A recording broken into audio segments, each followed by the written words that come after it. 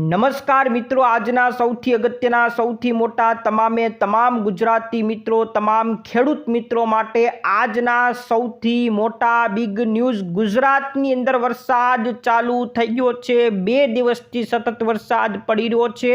શું ચોમાસાની એન્ટ્રી ગુજરાતમાં થઈ ચૂકી છે?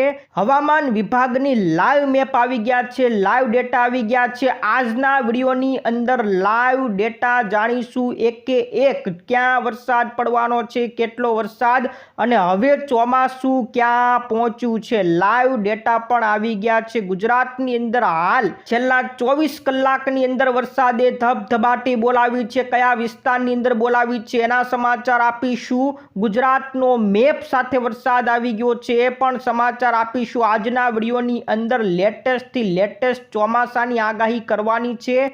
કેટલી વાર ગુજરાતમાં ભૂકંપના આંચકા આવશે, સાથે એની પણ આગાહી આપવાના છે। તો મિત્રો, ડિજિટલ ફાસ્ટેગને લઈને મોટા સમાચાર, આરટીને લઈને મોટા સમાચાર, ખેડૂતો માટે એક સૌથી અગત્યના સમાચાર। રાજુ કરપડા હવે ખેડૂતો બાજુ આવ્યા છે, મજબૂત આંદોલન કરવાની ચીમકી આપી દીધી છે। તો મિત્રો, ભાજપમાં જોડાયેલા રાજુ કરપડાના આજના સૌથી મોટા સમાચાર ખેડૂત મિત્રો માટે રહેવાના છે। ગુજરાતની અંદર હાલ વરસાદ ચાલુ, એને લઈને સમાચાર છે। તો મિત્રો, બિગ સમાચાર, ઓટો રિક્ષાની સવારી મોંઘી થઈ। આ બાજુ ખેડૂતો માટે ખુશખબરી ભર્યા સમાચાર પણ આવ્યા છે। પશુપાલકો માટે એક ઝટકા સમાન સમાચાર પણ આવ્યા છે। વાલીઓને પણ એક ઝટકાવાળા સમાચાર આવી ગયા છે। આજના વિડીયોમાં તમામ સમાચાર આપીશું, પણ એ પહેલાં જે મિત્રો નવા હોય આપણી ખેડૂત દુનિયા ચેનલને ફટાફટ સબસ્ક્રાઈબ કરી દેજો। તો મિત્રો, સૌથી પહેલાં આજે છે 18 તારીખને શુક્રવાર। આજની તારીખમાં ગુજરાતની અંદર વરસાદ ચાલુ છે। કયા વિસ્તારમાં ચાલુ છે તમામ આગાહી બતાવું। છેલ્લા 24 કલાકના ડેટા આવી ગયા છે એ પણ બતાવું, પણ એની પહેલાં તમામ મિત્રોને કહેવાનું કે ગુજરાતમાં હજી ચોમાસું એન્ટર થયું નથી, ચોમાસાની એન્ટ્રી થઈ નથી। તો ચોમાસું હજી ક્યાં છે અને કઈ જગ્યાએ છે? તો મિત્રો, જે જગ્યાએ 8 તારીખે ચોમાસું હતું એ જગ્યાએ હજી ચોમાસું ત્યાં ને ત્યાં છે। એટલે મિત્રો, મહારાષ્ટ્ર તેલંગાણા બાજુનો આ વિસ્તાર, ત્યાં 8 તારીખનું ચોમાસું આવીને ઊભું છે। 17 તારીખ સુધીની છેલ્લી આગાહી હવામાન વિભાગે મેપની અંદર આપી છે, તમે આ જોઈ શકો છો। 8 તારીખથી લઈને 17 તારીખ ચોમાસું હજી ત્યાં ને ત્યાં ઊભું છે, એક ડગલું આગળ વધ્યું નથી। તો ગુજરાતમાં અત્યારે શાનો વરસાદ પડી રહ્યો છે એ આગાહી બતાવી દઉં। સૌ મિત્રોને પ્રી મોન્સૂન વિશે ખબર જ છે કે ચોમાસું શરૂ થાય એની પહેલાં પ્રી મોન્સૂનનો વરસાદ પડતો હોય। પ્રી મોન્સૂનનો વરસાદ કઈ રીતના પડતો હોય એનો પણ ડેટા તમામ મિત્રોને બતાવી દઉં। આ રહ્યો મિત્રો ભારતીય હવામાન વિભાગે પોતાનો ડેટા જાહેર કર્યો, સેટેલાઇટ તસવીર બહાર પાડી છે। આ તસવીરની અંદર અહીંયા નીચે આખો દક્ષિણ ભારતનો વિસ્તાર, ત્યાં વાદળોનો મેળાવડો તમે જોઈ શકો છો। આ બાજુ આખો પૂર્વ ભારતનો વિસ્તાર, ત્યાં પણ વાદળોનો મેળાવડો મિત્રો આજે આખી બંગાળની ખાડીમાં જોઈ શકો છો। એક સમય હતો 3 દિવસ પહેલાની આગાહી તમને બતાવી હતી કે આ વાદળો દેખાતા બંધ થઈ ગયા હતા, ત્યારે આખું ભારત ચિંતાની અંદર મુકાઈ ગયું હતું કે ચોમાસું આવીને ક્યાં જતું રહ્યું। પરંતુ અચાનક સિસ્ટમો બદલાણી, હવામાન બદલાણું ને અચાનક વાદળો દેખાતા થઈ ગયા ને વાદળોનો સમૂહ ફરીથી આવી ગયો। અને આમાંથી જ વાદળો અમુક સિસ્ટમ વેસ્ટર્ન ડિસ્ટર્બન્સ સર્જાતી હોય અને એમાંથી જ આ વાદળો છૂટા પડીને ગુજરાત તરફ આવી રહ્યા હોય। આ વાદળોનો એક સાથે સમૂહ જ્યારે ગુજરાત તરફ આવે ત્યારે ચોમાસું ખરેખર એન્ટર કહેવાય। પરંતુ છૂટા છવાયા વાદળો ગુજરાત તરફ વેસ્ટર્ન ડિસ્ટર્બન્સ એટલે કે અહીંયા એક પવનની ગતિ આવી રીતના સર્જાતી હોય અને એ પવનો વાદળોને ખેંચીને ગુજરાત તરફ લાવે। તો આવી રીતના ખેંચીને છૂટા છવાયા વાદળો આવતા હોય એટલે વેસ્ટર્ન ડિસ્ટર્બન્સને કારણે ગુજરાતની અંદર વરસાદ પડી રહ્યો હોય। મિત્રો, તમામ મિત્રોને જણાવી દઈએ કે આપણો ગુજરાતનું ચોમાસું ખરેખર નીચેથી આવતું હોય છે। પણ હાલની દ્રષ્ટિ મુજબ ચોમાસું હજી અહીંયા મહારાષ્ટ્ર અને તેલંગાણા બાજુ અટકેલું છે. અહીંયાથી વાદળો આવ્યા નથી. આ જે વાદળો આવ્યા છે આ બીજી પાક ચોમાસાની કહેવાય અને આ હતી આ બાજુથી પહેલી પાક. તો આ બીજી પાક એટલે કે પૂર્વ ભારત તરફથી ચોમાસાના વાદળો એટલે કે છૂટા પડીને વાદળો આવેલા છે. જે મેન ચોમાસું નીચેથી આવવું જોઈએ એ આવ્યું નથી. એટલે ચોમાસું ગુજરાતમાં એન્ટર થયું નથી. ચોમાસાના જે વાદળો દૂરથી એટલે કે પૂર્વ ભારત તરફથી છૂટા પડીને આવી જાય એને કારણે વરસાદ પડતો હોય છે. ને ક્યાં ક્યાં કેટલા વિસ્તારની અંદર વરસાદ પડ્યો એનો ડેટા મિત્રો લાઈવ આપી દેવામાં આવ્યો છે છેલ્લા 24 કલાકની અંદર. એટલે કે છેલ્લા 18 તારીખની આજની વહેલી સવાર સુધીમાં ક્યાં વરસાદ પડ્યો એની આગાહી મુજબ સૌથી વધુ વરસાદ મહીસાગરના બાલાસિનોરની અંદર 5.79 ઇંચ વરસાદ પડ્યો. એટલે લગભગ 6 ઇંચ જેટલો વરસાદ પડી ગયો છે. ત્યાર પછી બીજા નંબરે અરવલ્લીના ભિલોડાની અંદર 2.95 ઇંચ વરસાદ. એટલે તફાવત તમે જોઈ લો, 6 ઇંચથી સીધા 3 ઇંચ વરસાદ આવી ગયો. તો મિત્રો સૌથી વધુ આપણે વરસાદ માનીએ 6 ઇંચ સુધીનો વરસાદ મહીસાગરના બાલાસિનોરની અંદર ત્યાં સૌથી વધુ વરસાદ પડ્યો છે. ત્યાર પછી તો અરવલ્લી ભિલોડામાં તો 3 ઇંચ વરસાદ, પછી મહેસાણા સતલાસણામાં 2.87 ઇંચ, ખેડાના ગલતેશ્વરમાં 2.24 ઇંચ. એટલે કે સામાન્ય વરસાદ પછી જોવા મળ્યો છે. પરંતુ આ બધા વિસ્તાર અરવલ્લી, મહેસાણા, ખેડા, વડોદરા, પંચમહાલ, છોટા ઉદેપુર, ખેડા બાજુનો વિસ્તાર, બનાસકાંઠા બાજુનો વિસ્તાર, આ બધા વિસ્તારમાં ગઈકાલે વરસાદ પડી ગયો છે. આ સાથે જામનગરની અંદર પણ વહેલી સવારે વરસાદ પડ્યાના સમાચાર મળી રહ્યા છે. તો આ બધા વરસાદ છે. આપણે 2 કલાકની વાત કરીએ તો છેલ્લા 2 કલાકની અંદર વડોદરા વાઘોડિયાની અંદર વરસાદ પડ્યો છે, જૂનાગઢના મેંદરડાની અંદર વરસાદ, છોટા ઉદેપુર, સાબરકાંઠાના હિંમતનગર, આણંદના ઉમરેઠ, આ છેલ્લા 2 કલાકનો ડેટા છે. એટલે હું જ્યારે અત્યારે વિડીયો બનાવું છું એના છેલ્લા 2 કલાકમાં એટલે કે આજે 18 તારીખે વહેલી સવારથી ક્યાં વરસાદ છેલ્લા 2 કલાકમાં પડ્યો તો 5 જિલ્લાની અંદર વરસાદ પડી રહ્યો છે. તો મિત્રો અહીંયા એ જ ડેટા આપેલો છે કે ગુજરાતમાં વરસાદ ચાલુ થઈ ગયો છે. છેલ્લા 24 કલાકની અંદર 14 જિલ્લાના 62 તાલુકાની અંદર વરસાદ નોંધાઈ ગયો છે. તો મિત્રો 62 તાલુકાની અંદર વરસાદ નોંધાઈ ગયો, જેમાં સૌથી વધુ મહીસાગરના બાલાસિનોરમાં 5.79 ઇંચ વરસાદ. જે હમણાં મેં આખું કોષ્ટક બતાવ્યું એ કોષ્ટક અહીંયા તમને આપેલું છે. તો મિત્રો આમ વરસાદ ગુજરાતની અંદર શરૂ થઈ ગયો છે, પણ ચોમાસાની એન્ટ્રી થઈ નથી. ચોમાસું તો હજી મહારાષ્ટ્રની અંદર જ્યાં હતું 8 તારીખનું જ્યાં હતું ન્યાને ન્યા હજી 17 તારીખ સુધીની આગાહી મુજબ ન્યાને ન્યા છે. તો આ સૌથી મોટા આજના લેટેસ્ટ સમાચાર તમામ મિત્રો માટે રહેવાના છે. હવામાન વિભાગે કીધું કે 18 જૂનથી વેસ્ટર્ન ડિસ્ટર્બન્સ સક્રિય બનવાનું છે. એટલે કે આજથી સક્રિય બનશે. દક્ષિણ પશ્ચિમના જે પવનો છે વધુ મજબૂત બનશે અને આના પ્રભાવ હેઠળ આગામી 2 દિવસ રાજ્યના વિવિધ વિસ્તારમાં હજી પણ સામાન્ય વરસાદની શક્યતા છે. આજની તારીખમાં સુરત, તાપી, નવસારી, ડાંગ, વલસાડ અને દમણ, દાદરા, નગર હવેલી આ વિસ્તારોમાં ઝાપટા પડે એવી શક્યતા દર્શાવવામાં આવી છે. તો સૌથી અગત્યના લેટેસ્ટ સમાચાર હવામાન વિભાગ દ્વારા આપવામાં આવી છે. ત્યારે તમામ મિત્રોને એ પણ જણાવવાનું કે આખરે હવે ચોમાસું ક્યારે આગળ વધવાનું છે. તો ચોમાસાની જે મુજબની અત્યારની શક્યતા છે કે હવે બ્રેક ક્યારે ખુલશે એના ઉપર શક્યતા રહેલી છે. હાલ ચોમાસાએ એક પણ વેત આગળ વધ્યું નથી ને જ્યારે વધશે એની ગતિ કેવી હશે એ ગતિ મુજબ ખબર પડશે કે ગુજરાતમાં હવે ચોમાસું ક્યારે આવશે. તો આજે મિત્રો 18 તારીખ તો થઈ ચૂકી છે. હવામાન વિભાગની આગાહી મુજબ 21 તારીખથી 23 તારીખ સુધીમાં ચોમાસું ગુજરાત સુધી પહોંચી શકે એવી શક્યતા દર્શાવવામાં આવી છે. પણ જો ગતિ ધીમી રહેશે તો 23 તારીખ કરતાં પણ હજી વધારે વાટ ગુજરાતી મિત્રોએ જોવી પડશે. તો ગુજરાતમાં આ વખતે ચોમાસું ખૂબ મોડું કહી શકાય. આપણે 2025ની વાત કરીએ તો 16 તારીખે એટલે કે 16 જૂને ચોમાસાની એન્ટ્રી ગુજરાતમાં થઈ ગઈ હતી. એનાથી આગળ 2024માં જોઈએ તો 12 જૂને ગુજરાતમાં એન્ટ્રી થઈ ચૂકી હતી. એટલે કે 2024માં વહેલું 3-4 દિવસ વહેલું ચોમાસું આવી ગયું હતું.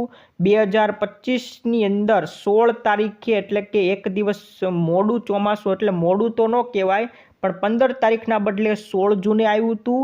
અને આ વખતે હજી 18 તારીખ થઈ છતાં ગુજરાતમાં ચોમાસું આવ્યું નથી. તો ખૂબ મોટા સમાચાર, ગુજરાતીઓ માટે ચિંતાના સમાચાર, ખેડૂતો માટે ખાસ ચિંતાના સમાચાર કહી શકાય. પરંતુ જે પ્રી મોન્સૂન થઈ રહ્યો છે એમાં ખેડૂતોને ક્યાંક હાશકારો દેખાઈ રહ્યો છે. ત્યારે મિત્રો એક સૌથી અગત્યના સમાચાર ખેડૂત મિત્રો માટે આવી ગયા છે. રાજુ કરપડાએ ખેડૂતોને એક મંચ ઉપર આવવા માટે આહવાન કરી નાખ્યું છે.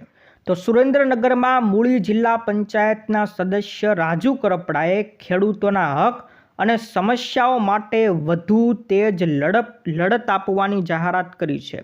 તેમણે જિલ્લાના તમામ ખેડૂતોને એક મંચ ઉપર આવીને સંગઠિત થવા અપીલ કરી છે. રાજુ કરપડાએ કહ્યું કે ખેડૂતોના અવાજને દબાવી શકાય નહીં. આગામી દિવસોમાં ખેડૂત હિત માટે મજબૂત આંદોલન કરવાના સંકેત પણ આપી દીધા છે. તો જે રાજુ કરપડા ભાજપની અંદર જોડાયા છે અને ભાજપમાં જોડાયા બાદ તમામ મિત્રો કહેતા હતા કે હવે રાજુ કરપડા ખેડૂતો બાજુ થવાના નથી. ત્યારે એક સૌથી મોટા સમાચાર રાજુ કરપડાએ આપી દીધા છે કે હવે ખેડૂતો માટે આંદોલન કરવાના છે.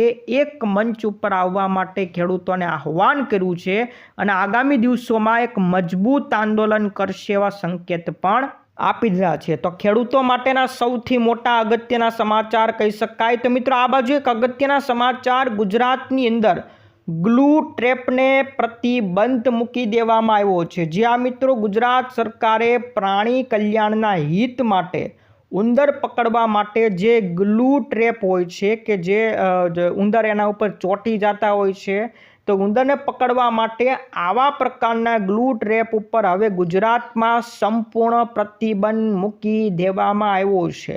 જ્યાં મિત્રો તમને તમામ મિત્રોને ખબર જ હશે, જે લોકો ગ્લુ ટ્રેપ વાપરતા હશે એ મિત્રોને પણ જણાવવાનું કે આ ગ્લુ ટ્રેપની અંદર ઉંદરો ચોંટી જતા હોય છે અને પછી ઉછળી શકતા જ નથી અને આમ ને આમ ચોટેલા તે મૃત્યુ પણ પામી જાય છે. તો આવા પ્રકારના ગ્લુ ટ્રેપથી ઉંદર પકડવા ઉપર આપણી ખેડૂત દુનિયા ચેનલ પણ તમામ મિત્રોને કહે છે કે આવા પ્રકારના કૃત્યો કરતા નહીં.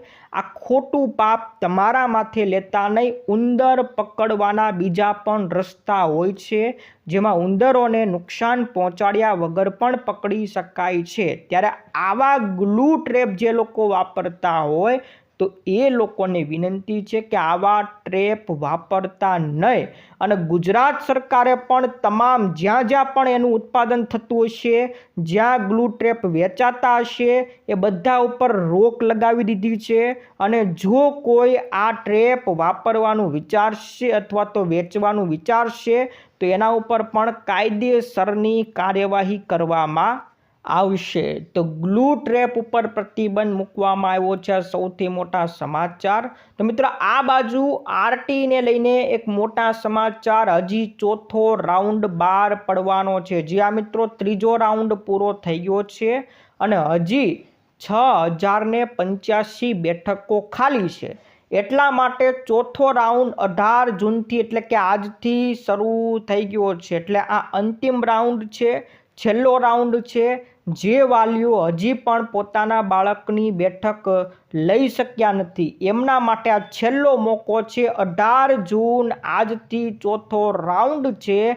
વાલીઓ 20 જૂન સુધી પોતાના સ્કૂલની પસંદગી કરી શકશે.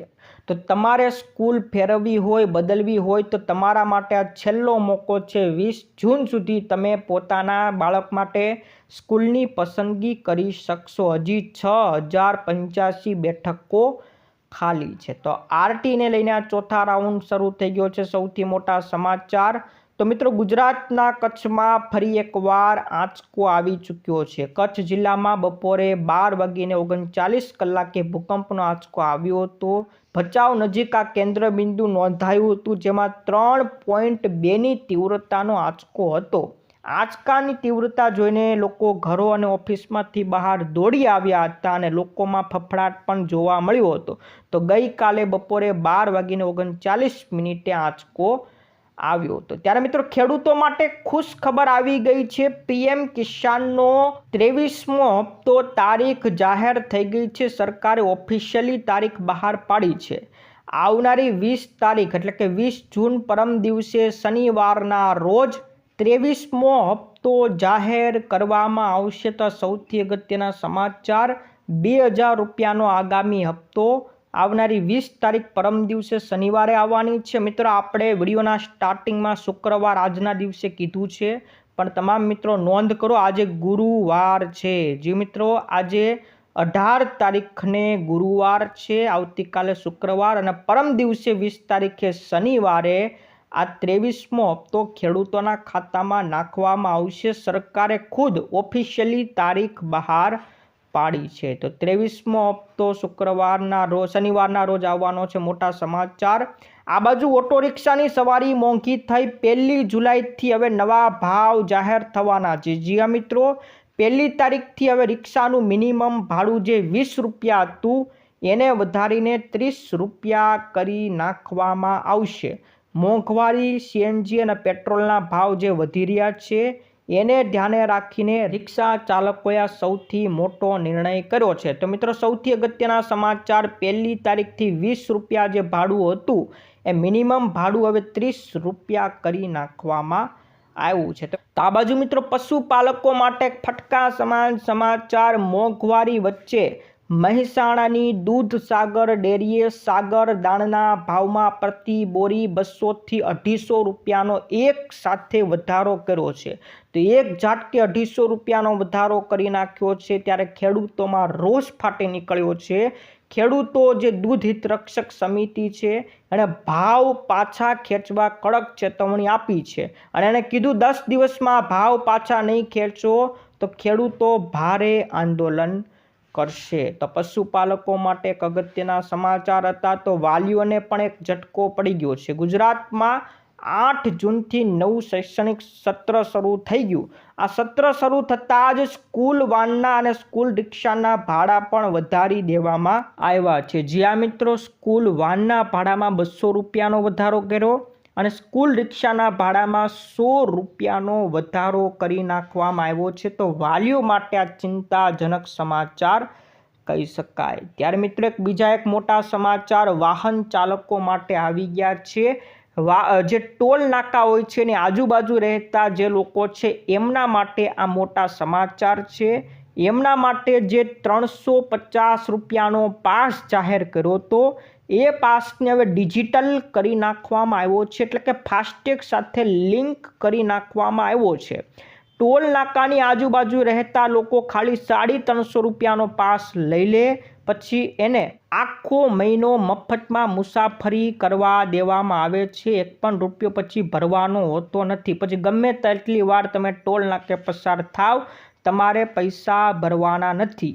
આ સુવિધાનો લાભ ટોલ પ્લાઝાથી 20 કિલોમીટરની અંદર જે લોકો રહેતા હોય એમના માટે આપવામાં આવ્યો છે। ત્યારે મિત્રો હવે આ 350 રૂપિયામાં મળતો પાસને ડિજિટલ ફાસ્ટેગની અંદર લિંક કરવામાં આવ્યો છે, એટલે તમારે પછી ત્યાં પાસ બતાવવાની જરૂર નથી। તમારા ફાસ્ટેગની અંદરથી જ ડાયરેક્ટ ખબર પડી જશે કે આ ભાઈ પાસે પાસ છે, એટલે તમારા પૈસા કપાશે નહીં। તો ફાસ્ટેગ સાથે જ જોડી દેવામાં આવ્યો છે। તો આજના આ સૌથી મોટા અને સૌથી અગત્યના સમાચાર હતા। ખેડૂતો માટે પણ ખૂબ અગત્યના સમાચાર, દરેક મિત્રો ગુજરાતીઓ માટે પણ સમાચાર હતા।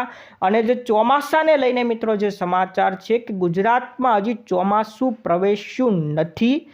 આ જે વરસાદ પડી રહ્યો છે પ્રી મોન્સૂનનો વરસાદ પડી રહ્યો છે અને એ પણ હજી દરેક વિસ્તારમાં પડ્યો નથી। તો આ સૌથી અગત્યના સમાચાર હતા। મિત્રો આપણે ચોમાસાની આગાહી સાથે રોજે રોજ આવી રીતના આગાહી કરશું।